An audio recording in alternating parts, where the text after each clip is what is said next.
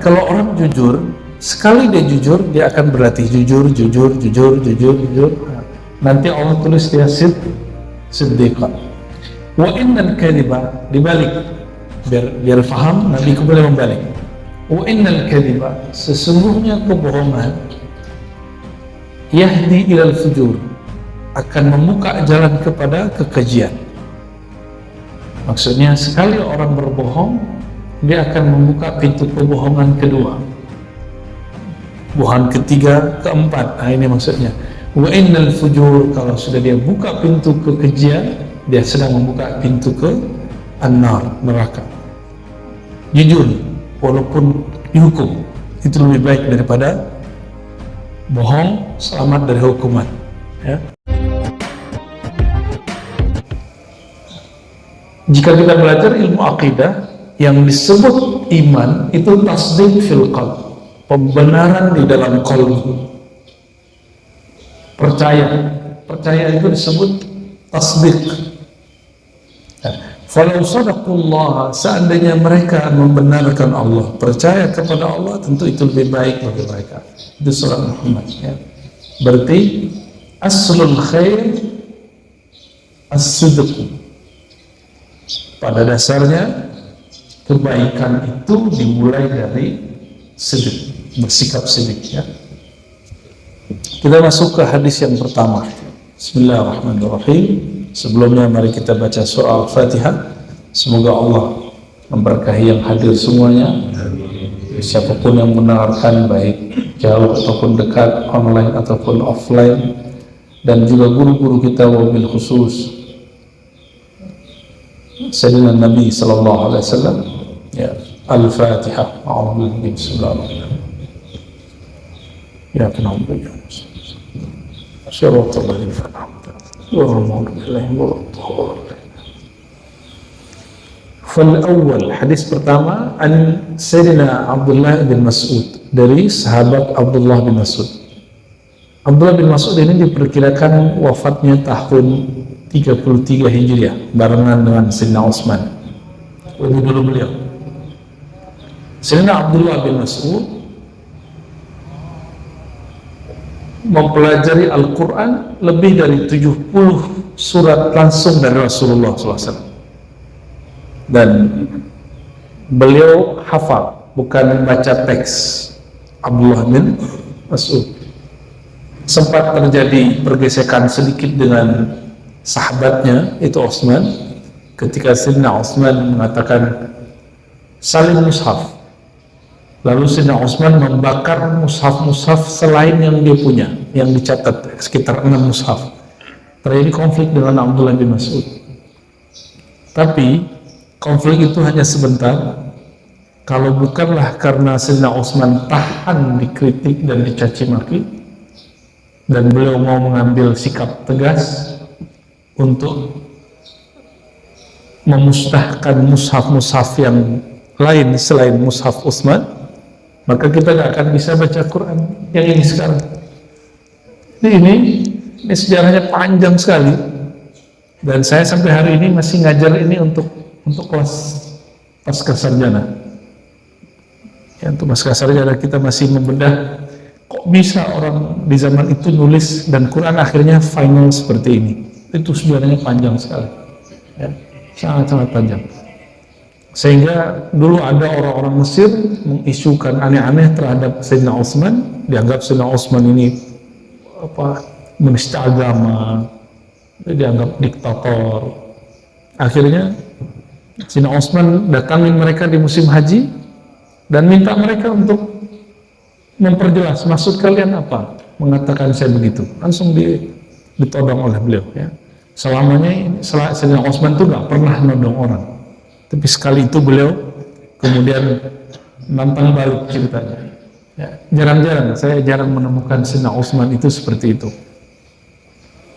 Ya, alhamdulillah kita kemudian berkat Sayyidina Utsman mau dicaci, mau dikritik di zaman itu, ya, kita dapat Al-Quran seperti ini. Dulu ada namanya Mustafa Utsmani, disalin di zaman Timur Leng di Uzbek sekitar 50. Jadi di zaman Timur Leng, walaupun dia bagi orang Turki, orang Baghdad, Afghanistan dianggap zalim, tapi bagi orang Uzbek dianggap sebagai penyebar keislaman yang baik. Ya, beda-beda wilayah, beda sejarah. Ya, itu saya pernah melihat, alhamdulillah, mushafnya di Tashkent, ya. Di Tashkent, di daerah di Uzbekistan, dan belum ada titiknya, belum ada harokatnya. Sekarang sudah ada titik, sudah ada harokat. Nah, ini pakai ilmu rasam, pakai ilmu qiraat, pakai ilmu macam-macam.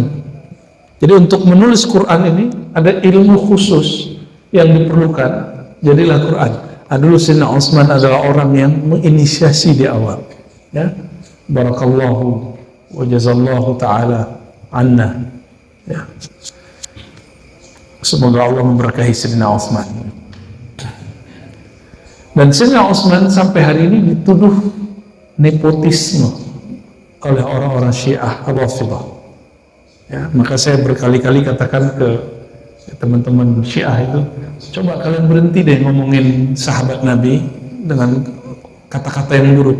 Pasti kita bisa ngobrol bareng, pasti bisa jamaah bersama.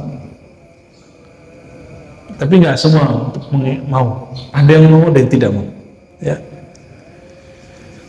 As-sidq, kata Nabi SAW, diriwayatkan Abdullah bin Mas'ud, inna sidqa yahdi ilal birr. Sesungguhnya sidq itu bersikap sama antara lahir dan batin, ya. Yahdi ilal birr, akan memberi petunjuk kepada kebaikan-kebaikan. Wa innal birra yahdi ilal jannah, kebaikan itu akan memberi jalan kepada surga. Wa innar rajula la yasduq hatta yuktaba 'inda Allah siddiqan. Nah, di sini ada proses. Sesungguhnya seseorang akan bersikap siddiq sampai Allah catat di sisinya sebagai siddiqan. Jadi orang yang sudah tercatat, sudah terbukti bahwa dia benar-benar siddiq, disebut siddiq, ya. Nah, Nabi, salah satu karakter Nabi kemudian jadi nama beliau adalah Siddiq.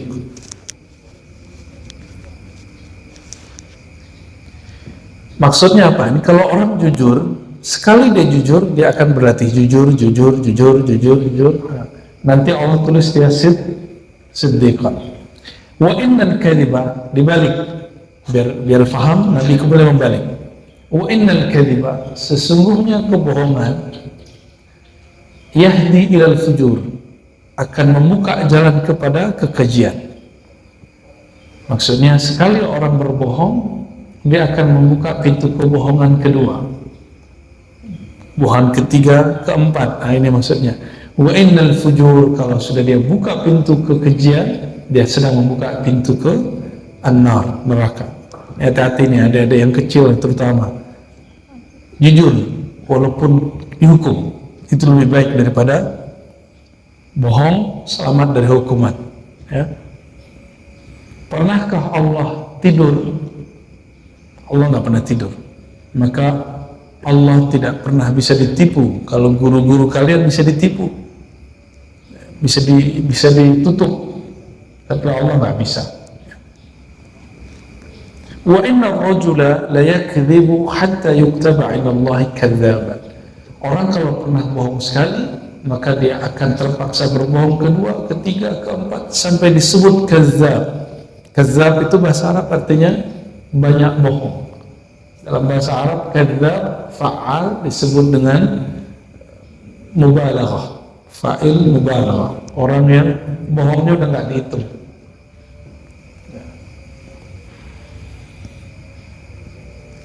Jadi kalau hadis ini diringkas, miftahul jannah as-sidqu, kunci surga adalah sidq, bersikap sidq. Hadis kedua, an Abi Muhammad Al-Hasan bin Ali bin Abi Thalib, dari Abu Muhammad cucu Rasulullah, yaitu Al-Hasan bin Ali bin Abi Thalib. Khusus untuk zuriat Nabi, ulama kita membolehkan kalimat alaihissalam, Hasan alaihissalam. Ya.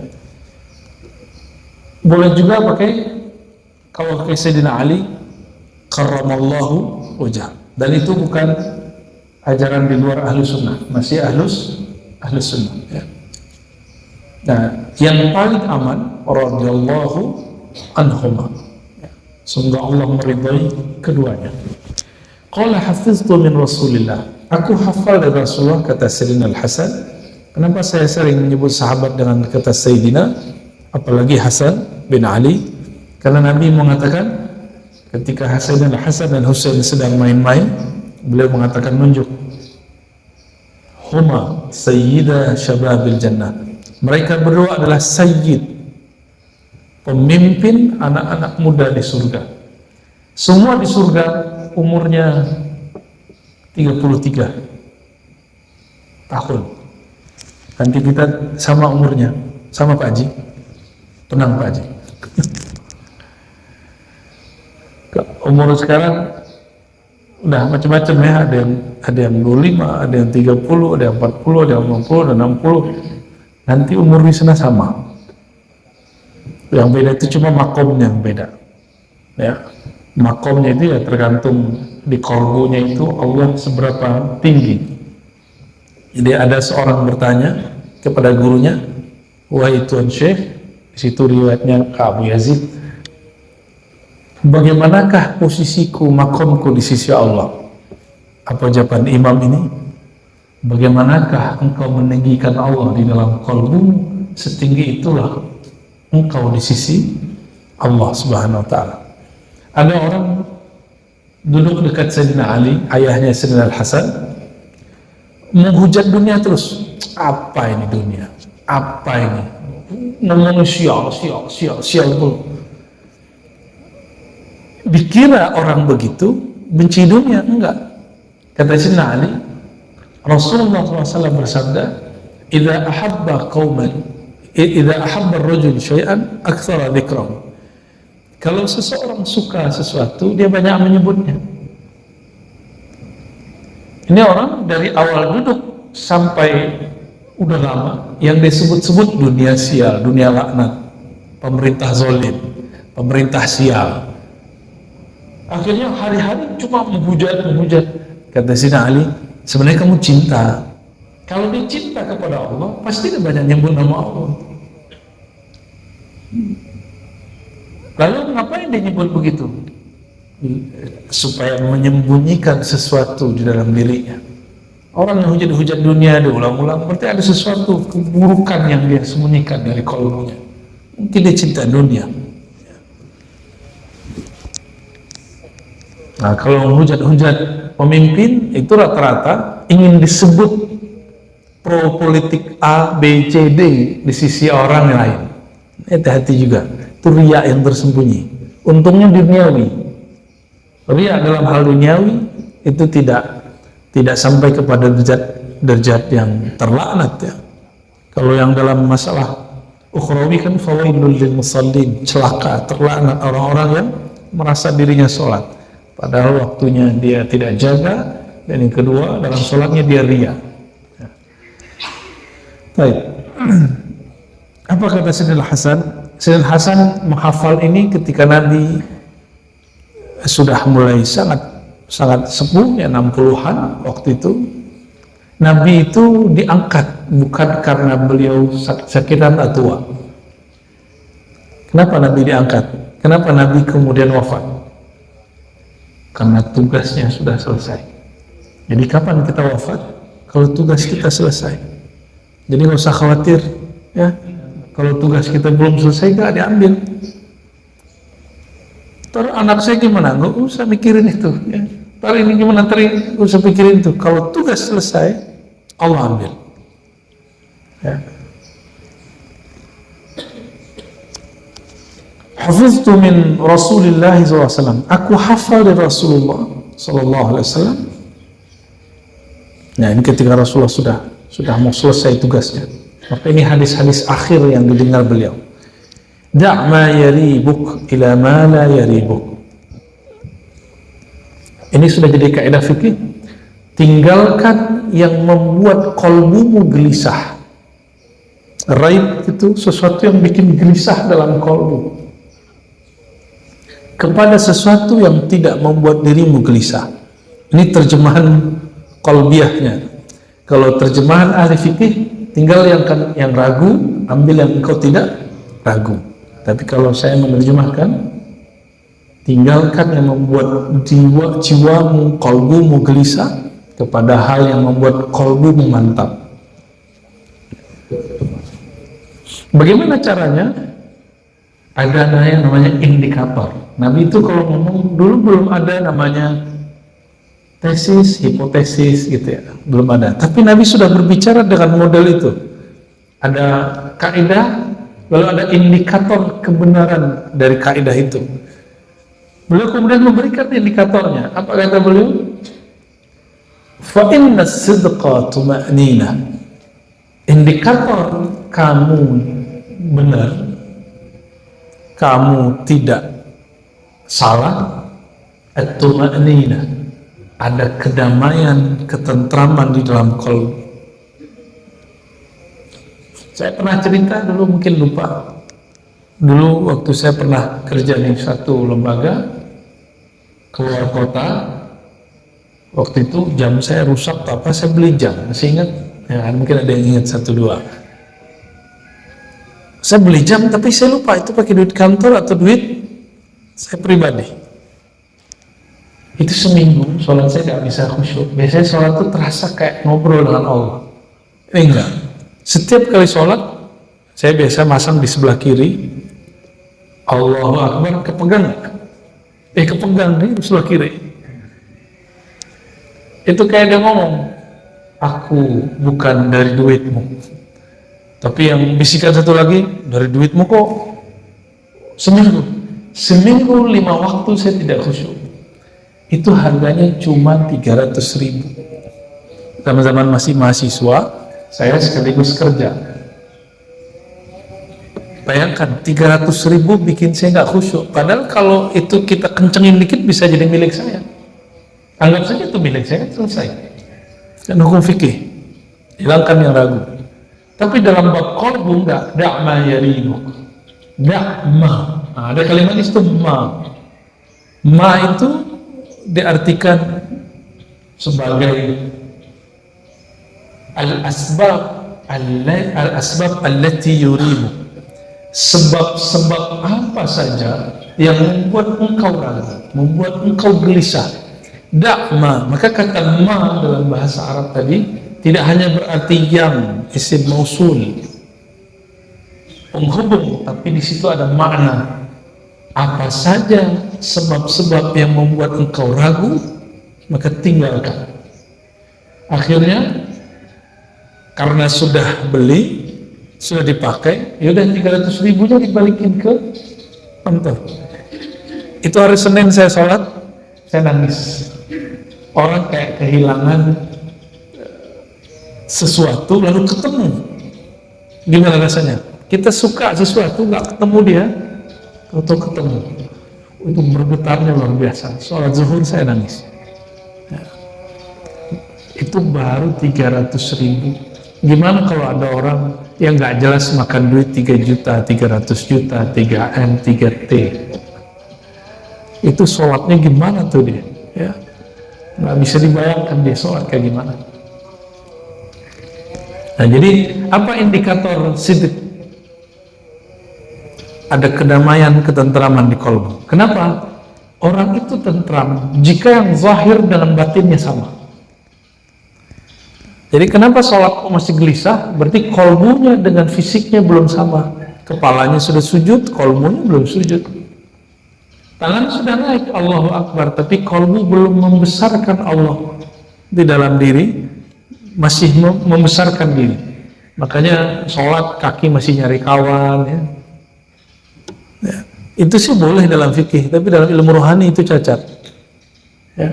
Kita hanya meluruskan kaki, mencari kaki kawan sebelum takbir. Kalau sudah takbir, jangan cari-cari lagi. Ya. Itu bukan khusyuk, namanya kusut. Ya. Wal kadhib raibatun.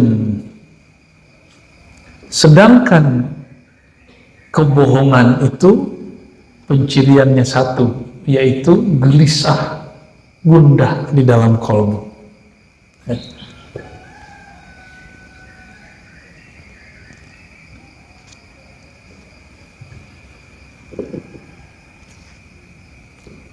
Hadis ketiga dari Abu Sufyan, Sakhr bin Harb radhiyallahu anhu. Hadisnya panjang. Ini dialog Abu Sufyan waktu ia belum muslim. Abu Sufyan ini nggak Islam, cuma gengsi. Dia pengen dihargai sedikit lah. Maka seorang pendakwah memang kadang-kadang harus berdamai sedikit untuk masalah itu. Dia mau nyapa dikit gitu. Abu Sufyan ini masuk Islam ketika Nabi mengatakan masuk Mekah tahun ke-8 Hijriah, siapa yang masuk ke rumah Allah selamat, siapa yang masuk ke rumah Abu Sufyan, rumahnya gede, selamat. Dia merasa dihargai, langsung masuk Islam. Ini penghalang dia masuk Islam satu aja, Muhammad ini ponakanku kok kurang hargain aku, kira-kira gitu. Coba dihargain saya sokong dia. Nah ini Abu Sufyan ketika dia bawa barang dagangan ke Rum Timur, yaitu Suriah, Heraklius dalam bahasa Arab itu Hirokla, ya.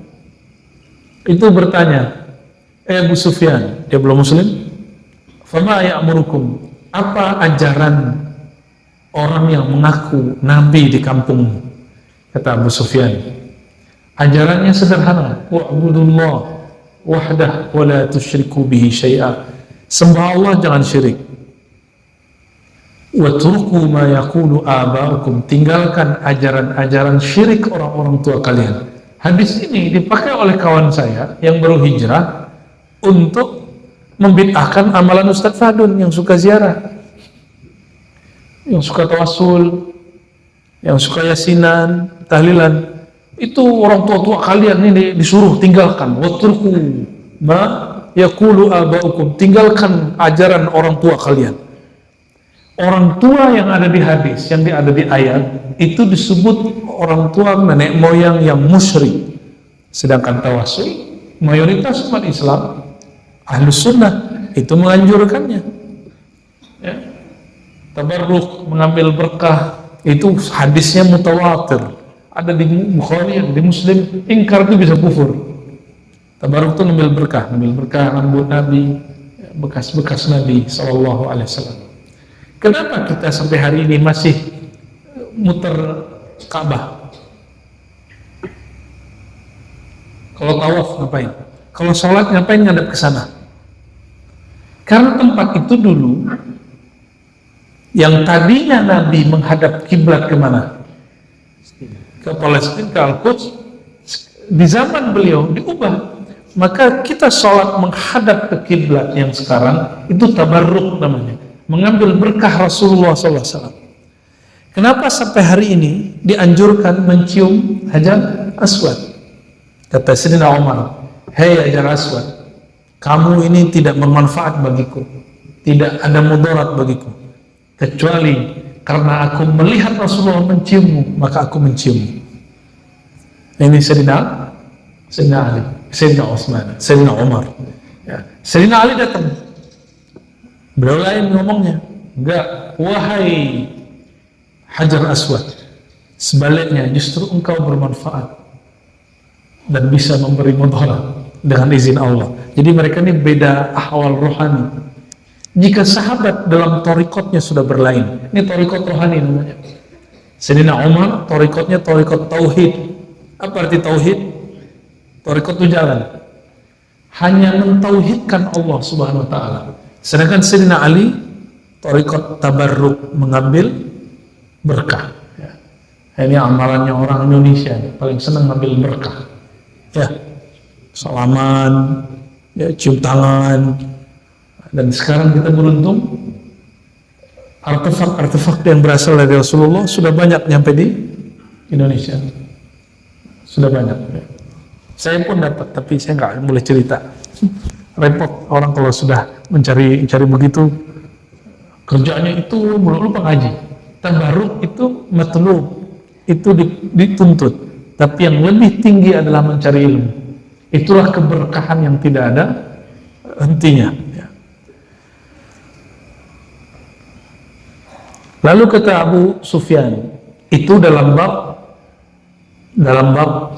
tauhid. Orang lupa, Nabi itu tidak hanya mengajarkan tauhid. Yang paling mahal, wa ya'muruna bis-shalati was-sidqi wal-'afafi was-silah. Ada 4. Rasulullah itu mengajarkan kami sholat, bersikap sidik, afaf, menjaga kehormatan, bisa juga berarti tidak minta-minta, was-silah, ini yang paling mahal, menjaga silaturahim. Dan Nabi itu juga silaturahim tidak hanya kepada muslim, tapi juga kepada non-muslim. Jadi saya berhusnuzon jika ada tokoh agama yang duduk bersama dengan lintas agama, barangkali dia masuk ke bab silah. Ya, barangkali itu bagian dari cara dia berdakwah. Ya. Kita nggak usah tuduh dia liberal, plural. Ya. Allah Maha tahu isi kolbunya.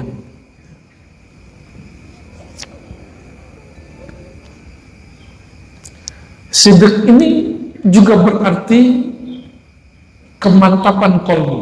Nah, ada di hadis yang keempat dari Abu Sabit Sahal bin Hunayf, wa huwa badari. Dia termasuk orang yang ikut perang Badar. Orang yang ikut perang Badar itu jumlahnya tidak banyak, hanya 313. Sejumlah dengan para rasul. Apa artinya?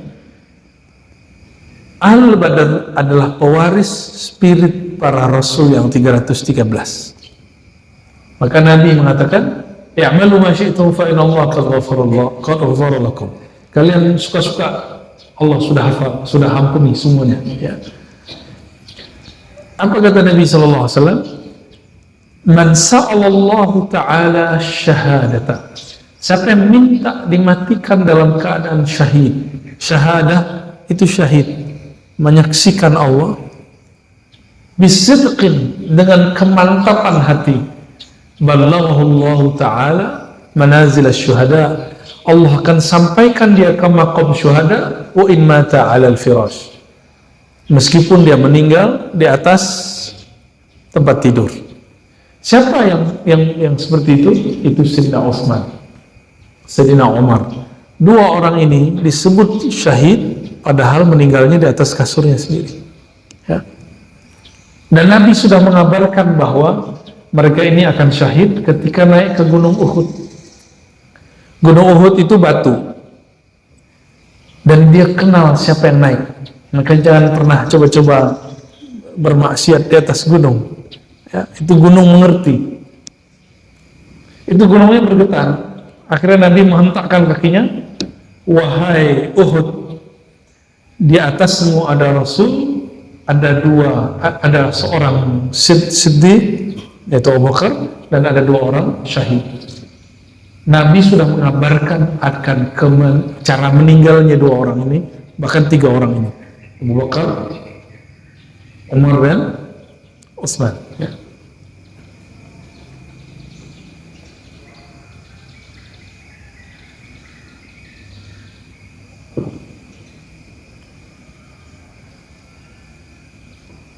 Siddiq ini juga berarti jujur. Di zaman dahulu, sebelum Islam datang, sebelum Nabi Muhammad, jadi Islamnya Nabi Muhammad datang, Islamnya para Nabi terdahulu belum menghalalkan apa yang kita sebut ghanimah, harta rampasan perang. Jadi kalau ada perang, lalu orang yang dikalahkan, di situ ada emas, ada apa semacam, semuanya boleh diambil. Itu di zaman Nabi SAW. Sebelum Nabi Muhammad SAW, ghanimah haram diambil. Disebutkan dalam riwayat ini, ghaza nabiyyun minal anbiya salawatullah wa salamuhu alaihim. Dulu ada seorang nabi mengajak umatnya perang. Dan di tengah peperangan ada seorang pejuang yang luar biasa, mengalahkan banyak musuh, Tapi nasib, masya Allah, dia tertusuk dan mati. Nah, apa yang dikatakan di sini?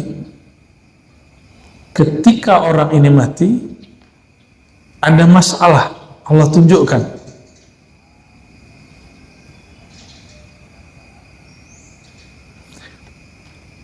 Nabi ini ngomong, inna fikum ghululan falyubayyi'ni min kulli qabilatin rajulun. Nah, kalau di sini orangnya belum mati, ya. Di sini belum mati. Hendaklah kalian berbaiat kepadaku. Min kulli qabilatin rajulun. Dari setiap satu kabilah satu orang perwakilan. Jadi dulu orang perang itu per suku, kirim. Nah, kirim satu orang yang berbaiat kepada Rasul tersebut. Faqala inna fikumul ghulul falyubayyi'ni qabilatu. Ya, di antara kalian ini ada yang ghulul, korupsi. Korupsi itu dia ngambil harta rampasan perang, tapi disembunyiin. Lalu setiap orang menjulurkan tangannya. Lazaqat yadu rajulin biyadi. Ya, dia bukan menjulurkan, ya menjulurkan ya bahasa Indonesia. Tangan begini itu apa? Benar, menjulurkan, bukan menjulurkan lidah kan? Ya.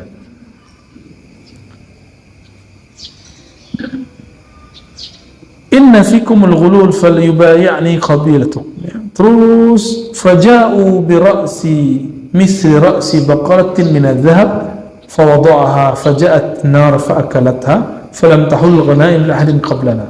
Ya, kalau di sini satu versi masih ternyata benar, tiba-tiba ada satu kelompok membawa harta ghanimah. Ya, membawa harta ghanimah.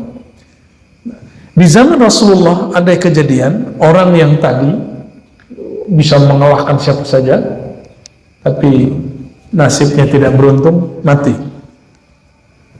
Ketika dia hendak disolatkan, Nabi merasa ada sesuatu. Pas dipegang, di dalam mantelnya ada emas. Ada emas dia simpan. Jadi dia lagi perang, yang terbayang sama dia ghanimah, harta rampasan perang. Karena memang ada satu riwayat di Tabrani kepada para jomblo yang hendak menikah tapi gak punya modal, kata Nabi, jahidu taghtanimu, berjihadlah kamu, lalu ambillah harta rampasan perang. Nabi pernah ngomong gitu dulu. Jadi lo perang itu tuntutan di zaman itu. Dulu orang konflik dikit perang, perang itu yang menang rugi, yang kalah rugi, nggak ada yang manfaat, dan negara sekitarnya hancur. Yang di sana perang, tapi kita yang kemudian yang kesulitan, mana nggak? Harga minyak naik, yang bikin apa nih untuk tahu kedelai naik semua. Tapi alhamdulillah, karena itu berbahaya untuk kesehatan ya. Kalau terlalu banyak itu bahaya.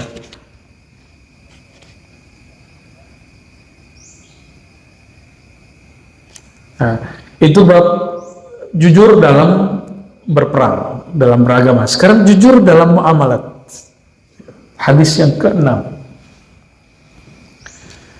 Ada Abu Khalid Hakim bin Hizam, ini sahabat Nabi radhiyallahu taala anhu, yang Islam sama dengan Abu Sufyan, yaitu tahun ke-8 Hijriah. Nabi masuk ke kota Mekah, pulang kampung, dan tidak umroh tahun 8 Hijriah. Masuk kota Mekah nggak umroh, itu gimana? Nggak afdal ya? Kenapa Nabi tidak umroh di tahun ke-8? Karena umroh amalan pribadi, sedangkan Nabi Fathu Mekah Nabi dengan silaturahim. Nabi mengamankan Mekah dengan cara bersilaturahim. Datang ke Abu Sufyan, semuanya Nabi temui. Ya. Dan beliau hanya sekitar sepekan, seminggu di Mekah dan tidak sempat untuk umroh lalu pulang. Ya, kita kalau dengar ada orang ke Mekah nggak umroh, kita bilang apa? Goblok itu orangnya, bodoh itu orang. Ya, kita ngomong begitu. Nabi enggak. Nabi ketika ada amal sosial, ada amal private, pribadi, personal, yang beliau tinggiin apa yang beliau sosial. Nah, ini contohnya ya.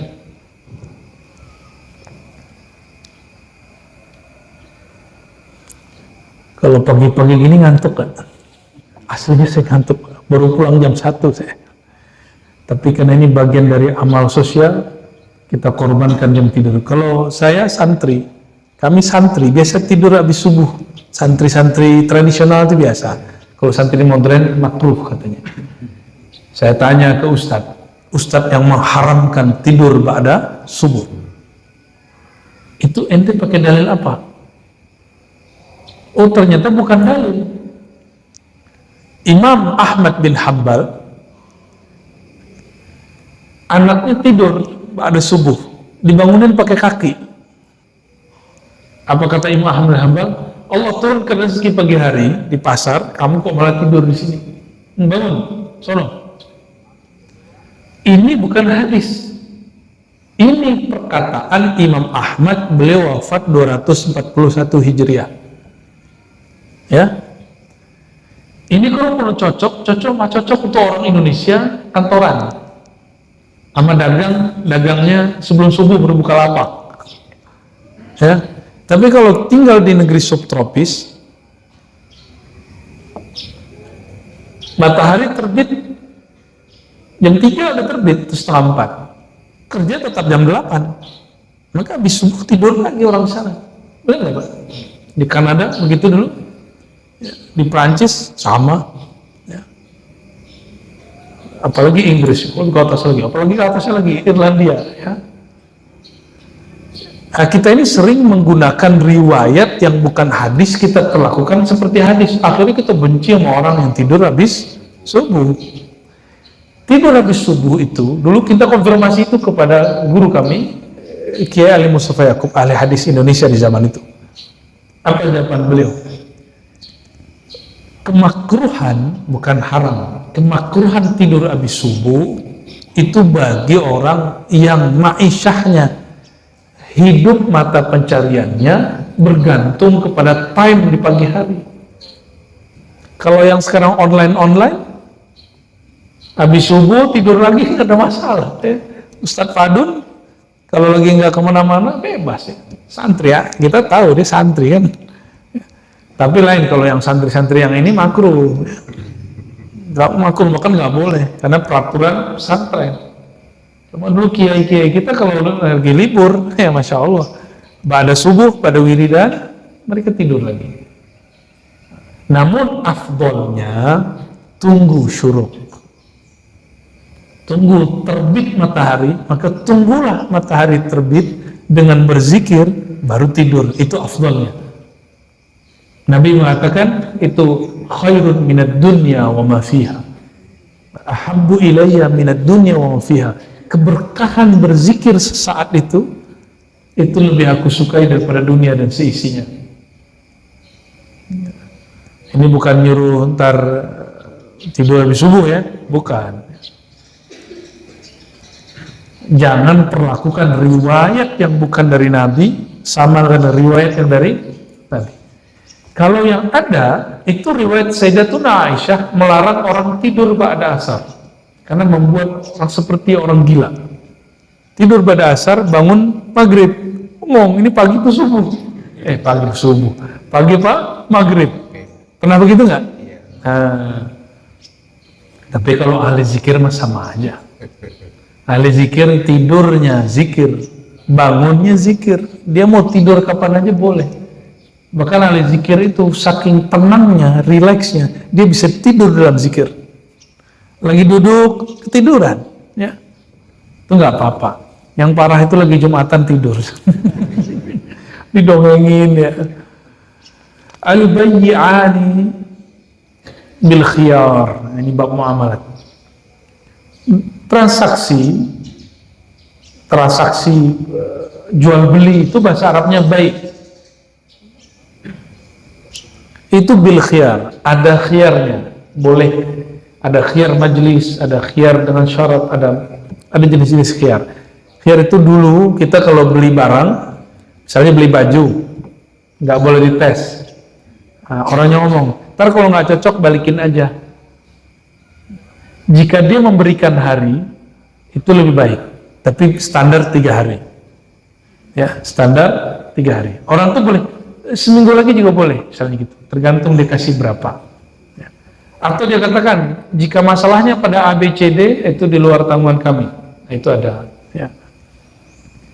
Kalau belanja di swalayan, bagian pecah belah, memecahkan berarti beli, itu udah pastilah ya.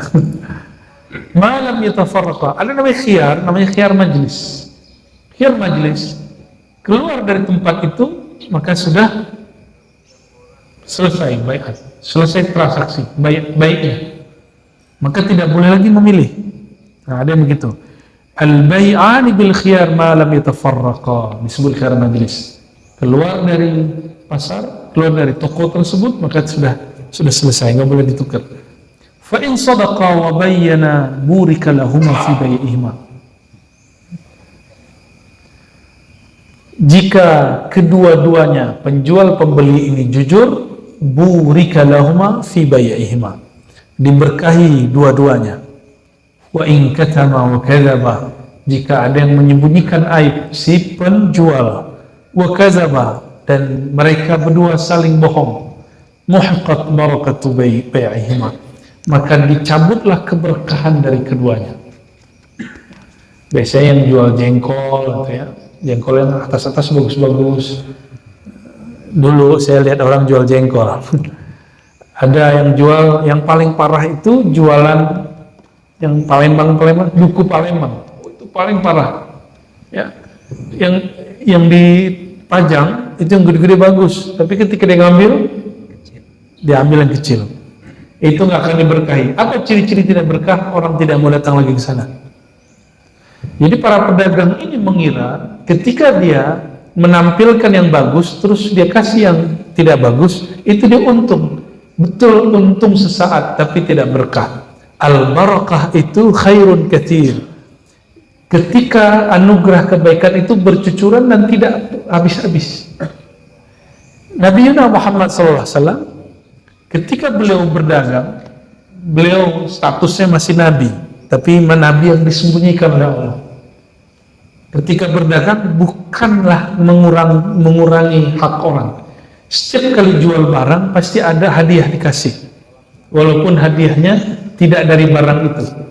Jadi beliau sediakan mana yang biasa, barang-barang yang kelasnya nilainya A, itu dijual, dikasih hadiah. Hadiahnya diambil dari yang satu. Kita sekarang nyebutnya apa itu? Bakar-bakar duit, ya. Startup itu mereka bisa naik kalau bakar duit. Nah, Nabi Muhammad SAW belum sampai seminggu barangnya sudah habis.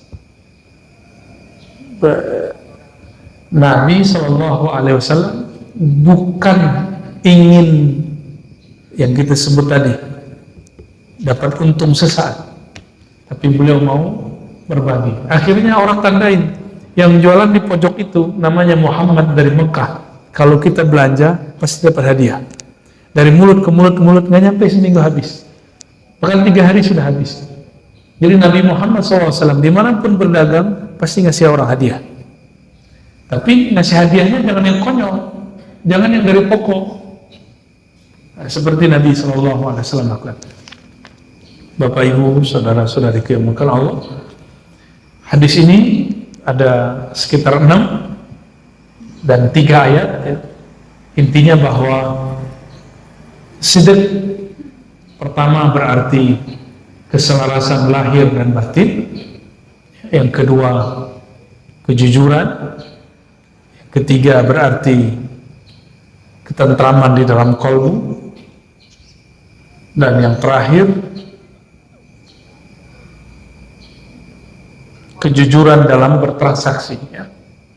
Termasuk juga dalam berjihad, bermuamalat dan lain sebagainya. Semoga Allah Ta'ala memberikan sifat sidq kepada kita, keluarga kita, anak-anak, santri, keluarga, dan terutama para pemimpin-pemimpin di negeri kita. Ya. Allahumma rzuqna as-sidqa, Allahumma balligh ilayna asy-syahadah bis-sidq. Allahumma ya Rahman ya Rahim ya Karim salli ala Sayyidina Muhammad sallallahu alaihi wasallam Sayyidis Sadiqin. Allahumma ya Allah, sampaikan salam kami, salawatmu kepada baginda Nabi Muhammad SAW, penghulunya orang-orang yang siddiq. Allahumma salli ala Nabiina Muhammad al-Fatih lima ughliq wal khatim lima sabaq nasir al-haqq bil haqq wal hadi ila siratal mustaqim wa ala alihi haqqa qadrihi wa miqdaril azim.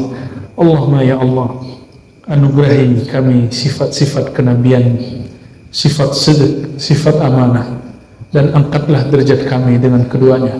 Allahumma ya Allah, muliakan kami, guru-guru kami, para pemimpin kami, masyayikh kami, keluarga kami dengan dua sifat ini, siddiq dan amanah.